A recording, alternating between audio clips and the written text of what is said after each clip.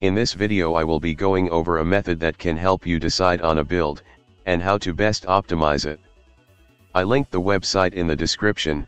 While I understand there's more than one build planner, this is the one I use. To start, 1. Click on the build planner at the top. 2. Open the tabs by pressing the plus symbols. 3. Choose the 2 classes that you wish to play. And finally 4. Turn off endurance and general mods, and limit the number of mods to 7. The reason I disable general and endurance mods is they are very subpar and have very few uses, so we will only focus on the important class mods. For this video we will only go over the head and ring, because all gear related to it acts the same. I'll explain why. All primary armor, which are head, chest, pants, gloves, and boots, can be crafted, meaning they all can have 7 mods.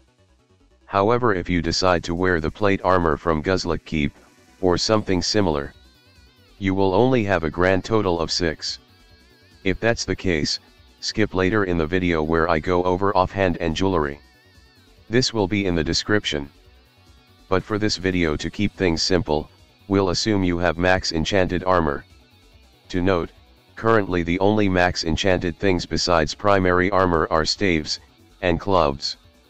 So we'll throw the main hand weapons into the armor section of this video. Now for the max enchanted 7, it is a bit easier to understand. For max enchanted armor, of course we're talking about yellows. You will have 3 mods of each skill by default, except for animal armor, which is a bit different, having 6 of one skill, but you have the option of augmenting on one mod from another skill set of your choosing. But for the sake of keeping things simple, we'll just go into normal gear. Now say you choose unarmed and mentalism, shown in this video. You choose 3 unarmed mods you need the most, followed by the 3 mentalism mods you need the most. Once that is done, look through both skills to see if there's one mod amongst them that is needed the most, and choose that to augment on, making a total of 7. As shown in this example, I chose my 3 unarmed in blue, and my 3 mentalism in purple. Green is the 7th mod I chose to put on, which was unarmed. Now for normal gear, anything dropped will have a total of 5 mods. It gets a bit tricky at this point, because it depends on the gear that was dropped. So for example, unarmed and mentalism, you can either get 3 unarmed mods and 2 mentalism, or 3 mentalism and 2 unarmed. So make sure you plan your build around that.